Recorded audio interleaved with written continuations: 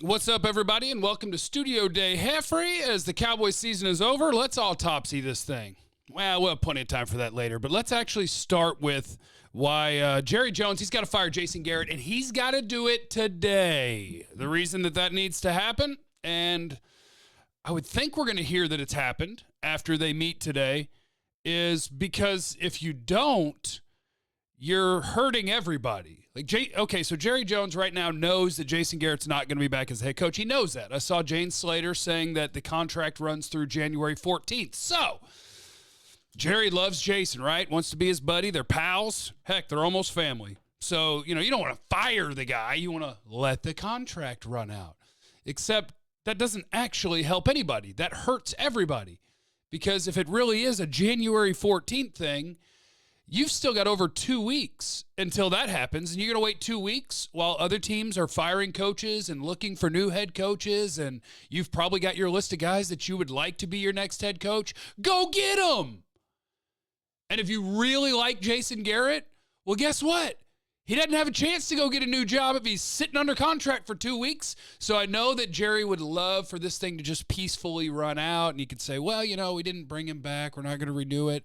And he's going to be a great head coach in this league. And gosh, we love him. And, we're going to find our next head coach. But there's no reason to just sit on your hands for 2 weeks while Jason can't then go try to get the Giants job, and you can't go pursue some other coach that maybe the Giants are going to pursue. They just fired a coach.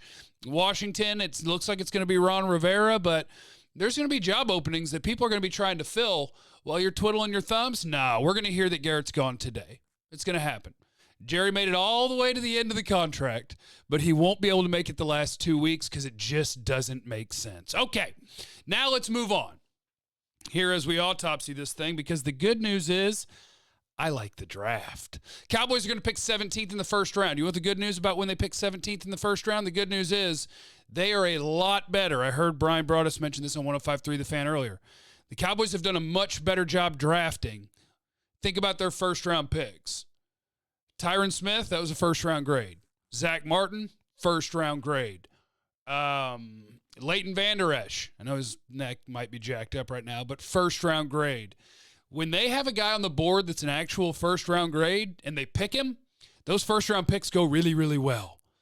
When they have to dip into the second-round picks and the coaching staff starts getting involved and you're picking 27th and now Rod's involved and, well, we don't have a first-round player left. What does the coach want? And the coach wants Taco Charlton. It's because they didn't have a first-round grade left, so there was nothing to just point at and be like, well, no, coach, we got to take this guy as a first-round grade.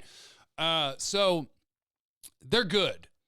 And at 17, I would imagine they'll have a first-round grade left. I think every year we generally have somewhere between 16 and 21 or 22 first-round grades, and all teams don't agree on who gets a first-round grade. So the Cowboys will probably have a first-round player remaining, and hopefully at a position of that can help their team. And so I think you're going to be in a much better spot to pick a good player than if you'd, one, gone to the postseason.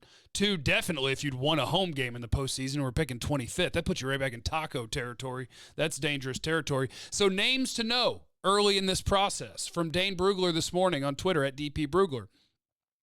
LSU safety Grant Delpit. You could have a shot at the first safety off the board as the Cowboys. And Grant Delpit this year, he was missing a bunch of tackles, which is a little bit worrisome. But I think you start hearing this scuttlebutt about is he protecting himself and his draft value because he knows he's a first-round pick and all that. But as a coverage guy, phenomenal. It's hard to even complete passes that are targeting Grant Delpit. So keep that name in mind, the LSU safety.